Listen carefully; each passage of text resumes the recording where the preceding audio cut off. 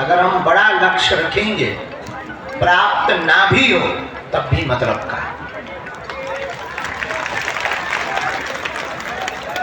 छोटे मोटे लक्ष्य अगर पूरे हो भी गए तो बाद में संतुष्टि मिलने जैसी नहीं।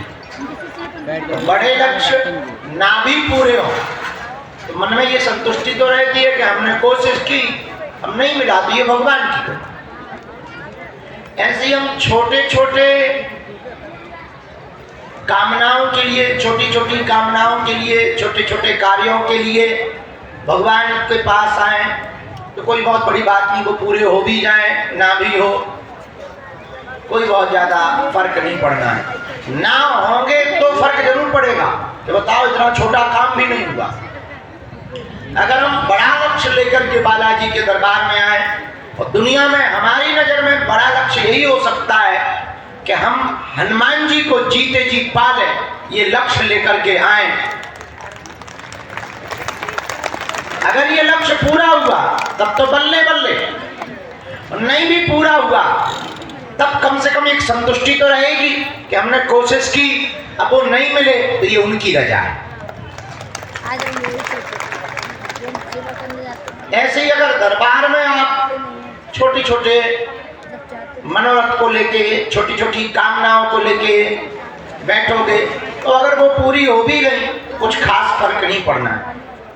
पर आप बड़ा लक्ष्य लेके बैठो, हमसे कोई पूछता है तो हम एक बात उसको जरूर बोलते हैं। किसी ने हमसे पूछा कि भगवान से मांगना क्या चाहिए, तब हमने उनको निवेदन करके कहा, हाथ जोड़ के कहा कि आप मांगते भी बहुत कुछ खास नहीं हो, मकान हो, गाड़ी हो, जिन पे लुगाई नहीं है वो लुगाई मांगते हैं, जिनको लुगाई मिल गई है वो लुगाई को कंट्रोल करना चाहते, कोई पड़ोसी को ठीक करना चाहते, कोई बच्चे चाहते, कोई निरोगी काया चाहते हैं। हमारी पूरी नजर में ये सब दो कौड़ी की वस्तुएं हैं।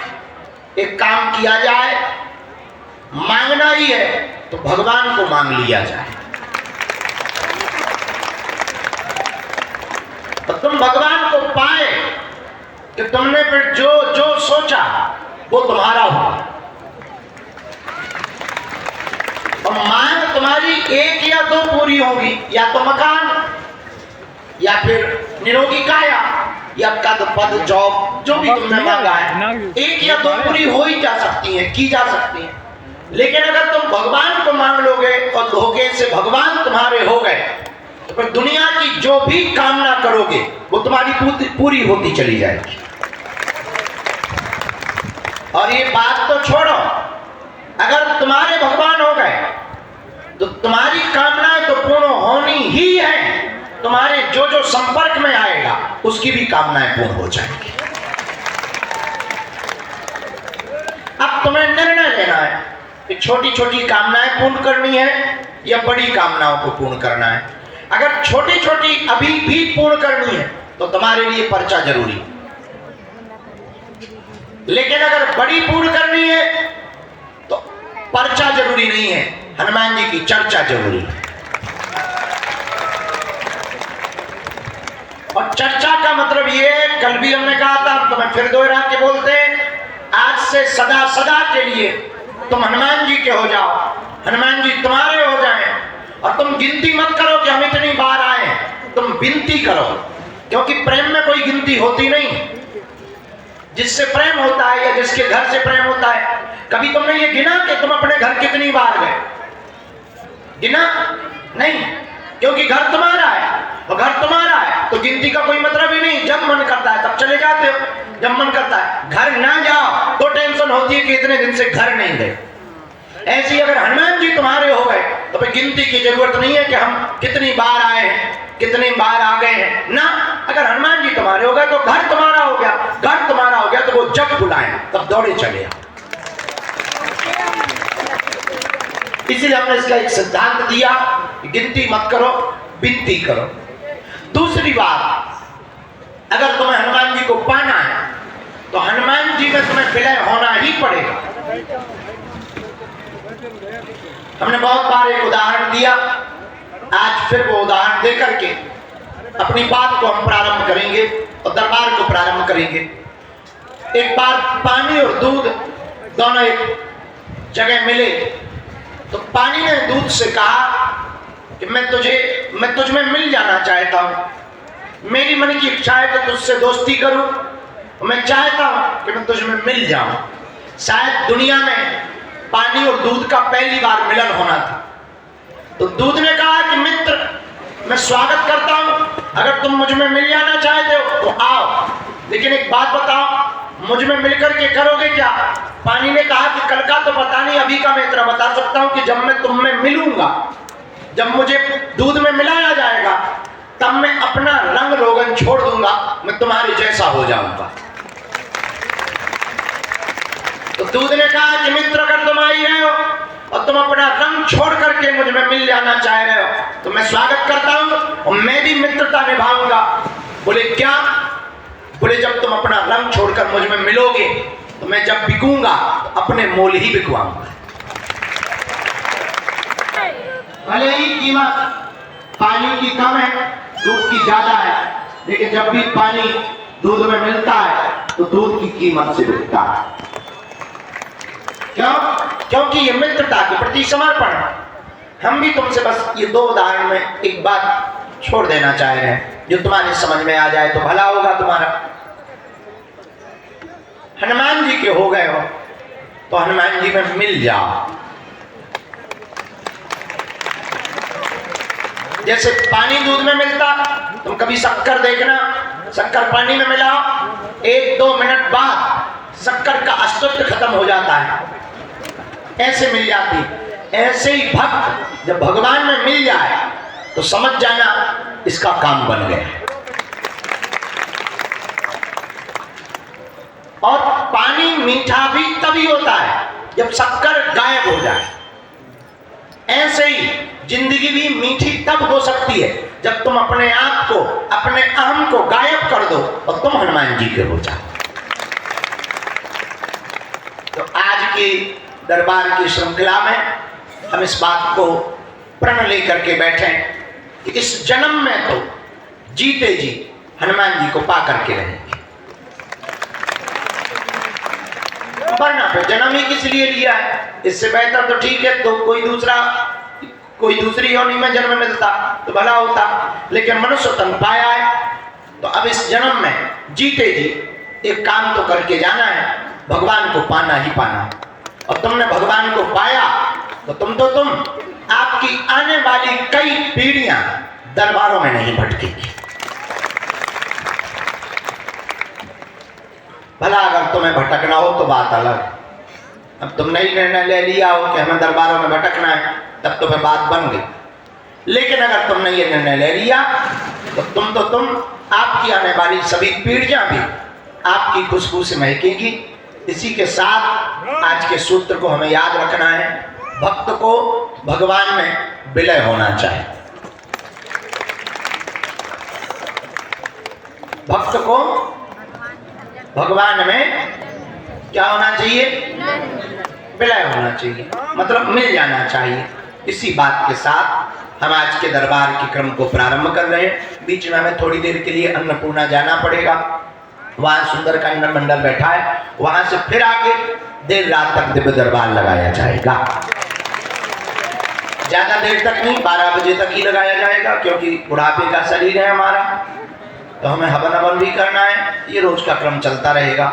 रोज शाम के बाद आज हम आ तो गए थे टाइम पे, पर किस्मत अच्छी नहीं थी तुम्हारी या हमारी। फिर उसके बाद में पवन देवता आ गए, तो उसके बाद में तो फिर जय जय ही हो गई। फिर पवन देवता आए तो हमने सोचा कि अब क्या जागना। जब पिताजी के पिताजी आ गए तो हमारा जागना बेकार होगा, तो हम और सो गए, गहरे सो गए। जब पता लगा कि पिताजी के पिताजी मतलब दादाजी थोड़ा शांत हुए तो फिर हम जागे। तो रोज दरबार का क्रम अनवरत चलेगा। 8 तारीख तक थोड़ी मुश्किल है, कम समय देंगे, और इसके बाद में फिर वही पुराने रीति रिवाज में कि सुबह भी समय लो, दोपहर में भी लो, भभूति भी लो, दरबार भी लो, आशीर्वाद भी लो। अब बच्चे की जान थोड़ी लोगे।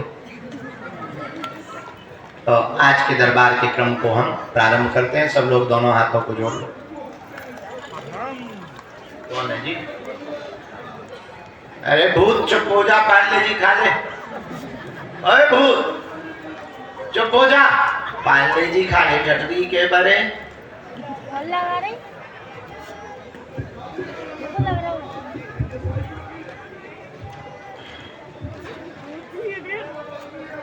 ओ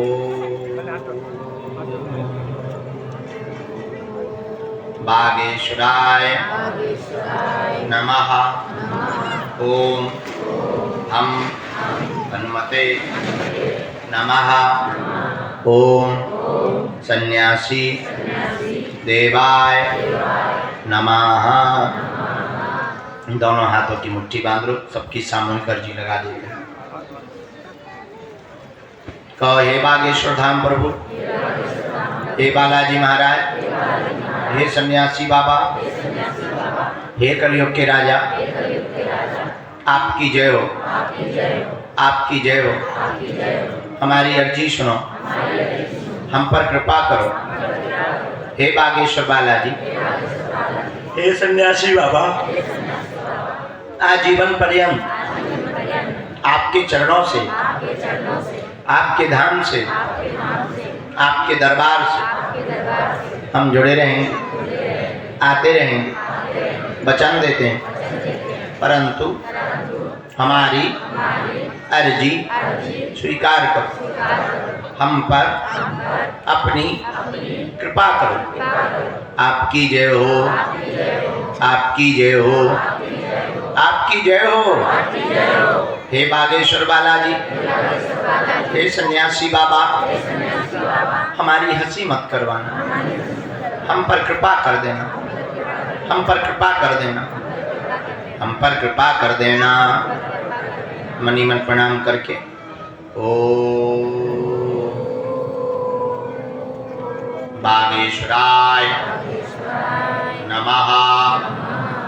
ओम हम हनुमते नमः।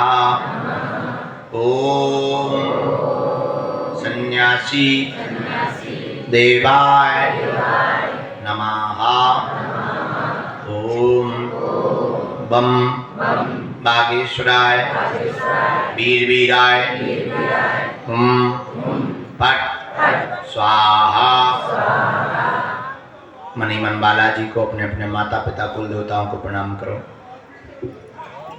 पूज्यपाद सन्यासी बाबा का दिया हुआ यह ऐसा अचूक और अटूट उपाय, जिन भक्तों के पर्चा नहीं बन पाते, मिलना नहीं हो पाता, बात नहीं हो पाती, वो अगर सामूहिक अर्जी लगाते हैं, लहसुन प्याज मांस मदिरा बंद कर देते हैं, महीने में एक बार, 2 महीने में एक बार, 3 महीने में भी एक बार, जो भी बागेश्वर धाम की पेशी शुरू कर देते हैं, उनका पर्चा बने या ना बने पर काम सफल हो जाता है और बालाजी की कृपा हो जाती है। रोग में, संकट में, बाधा में, व्याधि में, पीड़ा में आराम लगने लगता है।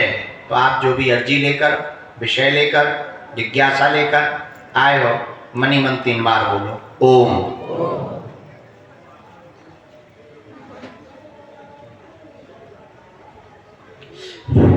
ओम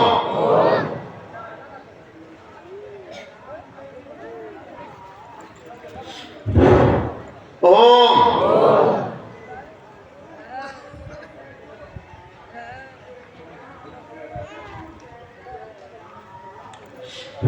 ओम।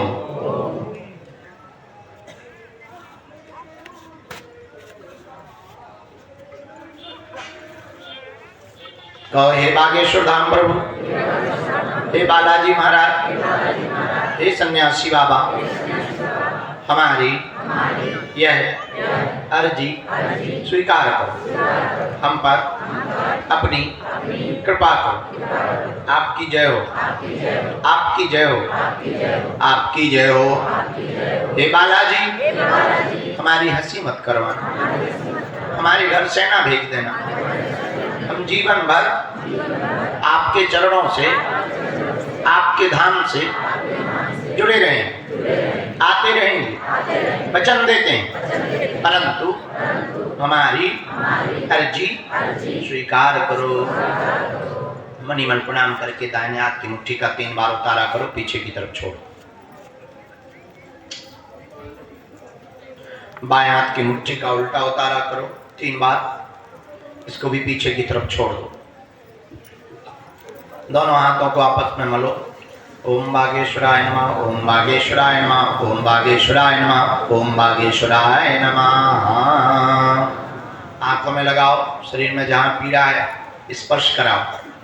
बागेश्वर धाम पर नियम की महिमाएं, जो भी साधक नारियल बांधकर लहसुन प्याज मांस मंदरा बंद करके पेशी शुरू कर देते हैं, महीने में 1 बार, 2 महीने में, 6 महीने में, शनिवार अथवा मंगलवार की, उनका पर्चा बने या ना बने पर काम सफल हो जाता है और बालाजी की कृपा हो जाती है। रोग में, संकट में, बाधा में, व्याधि में, पीड़ा में आराम लगने लगता है।